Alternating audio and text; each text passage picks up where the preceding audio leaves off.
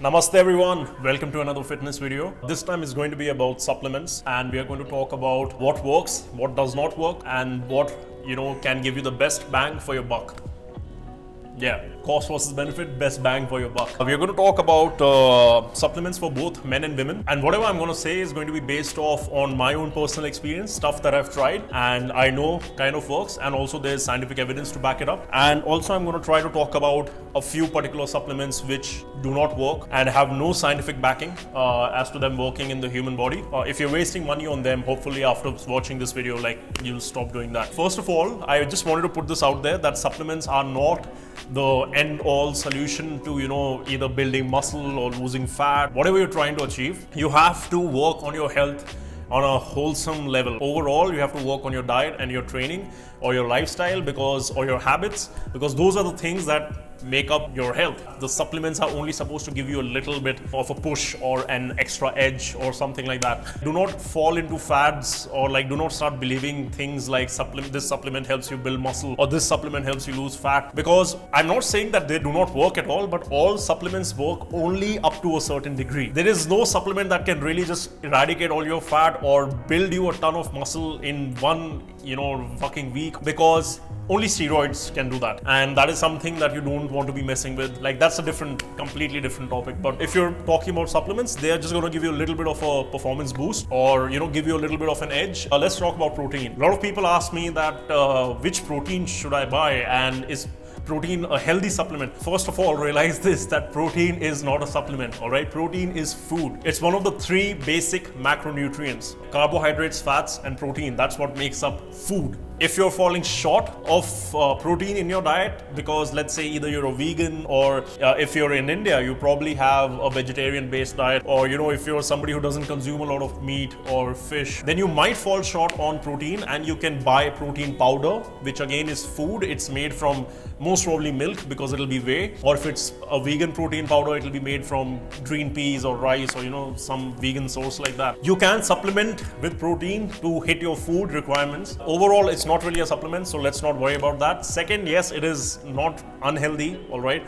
If you're buying from a reliable source and you know what you're buying, then it is not unhealthy. As part of a balanced diet, as part of a healthy lifestyle, it is very, very good, and it's going to help you be healthier, fitter, leaner, muscular, whatever you want to be. That's protein out of the way. Let's come to the muscle building supplements, all right? There's a ton of shit that is marketed under the muscle building thing, all right? And it's all bullshit, to be honest. Most of it is complete bullshit. The whole supplement industry works on marketing, and they'll market this research proves that this muscle grows by 376.53% if you put this supplement up your ass and brush your teeth in the morning or some shit like that. It doesn't happen. Trust me, I've tried it. The number one supplement that actually works and does help in strength, endurance, and building muscle and stuff like that is creatine. It's been around for over 30-40 years. It's been studied time and again. You see immediate noticeable effects in the gym within a week of starting to consume it, and it is safe. It is a naturally occurring thing. Your body anyway gets creatine from food, but supplementing with creatine really helps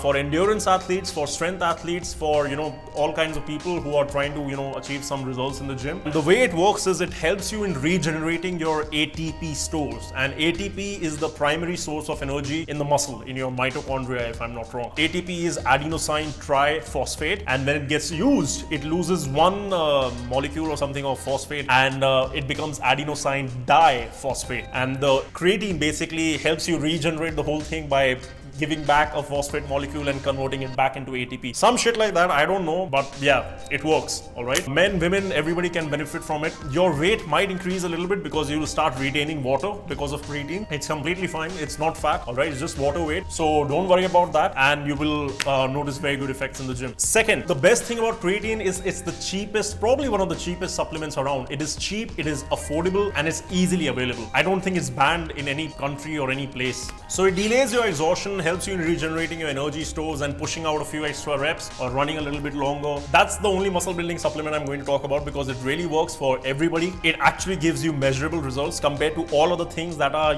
maybe just giving you a little bit of an edge and they're not really worth the cost. So let's move on to the next category that I would like to talk about, and that is micronutrients. Micronutrients are very important because they make sure that your body is functioning healthily and all the processes in your body are running properly. For both men and women, it is very important to keep a check that you are not falling short on your micronutrients. And most probably, the number one micronutrient that people fall short on is vitamin D. Vitamin D you primarily get from exposure to sunlight, and most of us are modern slaves who are either working in the office under a roof or are traveling via public transport or a car. And like if you're a brown person or if you're in India, you probably don't go out in the sun because you will burn to a crisp. And if you're a white person, you probably don't go in the sun because you'll probably get cancer or burn like a tomato or something. My main point is that a lot of us do not get sufficient amount of vitamin D exposure, and it is an essential vitamin to have, and it also helps you in the absorption of calcium, so it keeps your bones healthy and everything. Like, it has a ton of benefits. Google that shit if you need to find out, but basically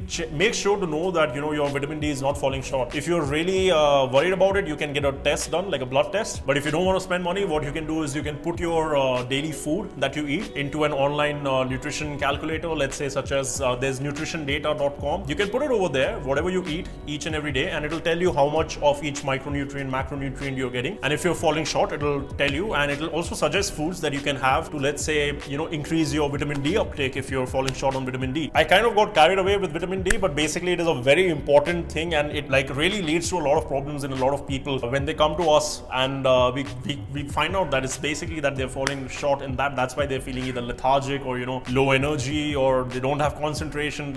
All of this happens because of micronutrient deficiencies. So you want to make sure that you're getting sufficient micronutrients. Investing in a thing, cheap thing such as a multivitamin or something is not a bad idea, provided that you know that you're not overdosing on vitamins, because they can also become toxic for you. So make sure that you know what you're doing. Next thing I would like to talk about is omega-3 fats. Omega-3 fats are essential to have as part of your diet, and if you do not get them through, let's say, sources that have omega-3, such as I think fish is probably the best source, or any kind of seafood, then it is definitely a good idea to supplement with omega-3 supplements. Again, loads of supplements available. Check whatever's available easily for you and is cheap, and also make sure that you check that it is an omega-3 which is not in ethyl ester form. Ethyl ester is a kind of a form in which a lot of omega-3 supplements are sold, and there is some science around it that it is not really that well digested by the human body, and you're basically wasting your money. So try to make sure that you get it in the triglyceride form. If you want to know more about this, Google it. Make sure that you supplement with omega-3. Men, women, everybody benefits from it. A lot of benefits: skin quality, hair quality, heart health, endless amounts of benefits. So omega-3 for your health as part of your fatty acids in your diet, vitamins and minerals, and along with that your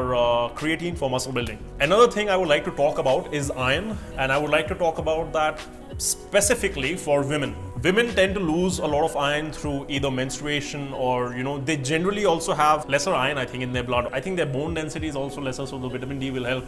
But basically, iron supplementation might be useful for women who, are kind of falling on the anemic side and can suffer from anemia. So it might be beneficial to also, if you're doing, let's say, a test for vitamin D, or if you're checking your nutrition online, might be useful to make sure that you check your iron levels and that you are, maintaining healthy levels of iron in your body. Now, in terms of fat loss, I haven't tried a lot of supplements for fat loss. Actually, I've tried only one thing, which is Yohimbine. It's basically a supplement which is extracted, it's a compound which is extracted from the bark of a tree which grows only in Africa. It is supposed to help you mobilize stubborn fat. So the fat which you find difficult to lose, such as for men, it will be in their lower abdominal area or their lower back. For women, it will be their hips and thighs.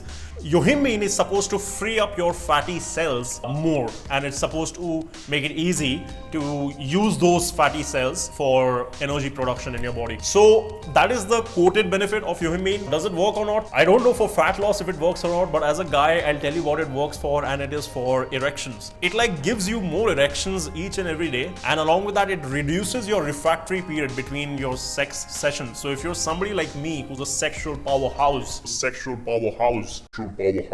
and if you like going at it again and again and again, the refractory period, the rebound period which it takes for you to go from round 1 into round 2 reduces. You get erections more often, and you get a boner pretty quickly. So it might be beneficial for populations who have some kind of erectile issues to look into a supplement like that. But in terms of fat loss, I would say, first of all, Yohimbine is a supplement that you want to be really careful of. A lot of people get extremely bad anxiety with it and really bad palpitation, like their heartbeat goes fucking nuts. It has to be used very carefully if you're combining it with other stimulants such as, let's say, caffeine. Talking about caffeine, so be careful about Yohimbine. Talking about caffeine, let's mention that also as a supplement which is very useful to boost your performance in the gym, because caffeine really is a stimulant that is most easily available. Like, you don't even need to buy a supplement, just have black coffee before the gym or before your training session. And caffeine has been again proven time and again to like make you train for longer and also kind of give you a push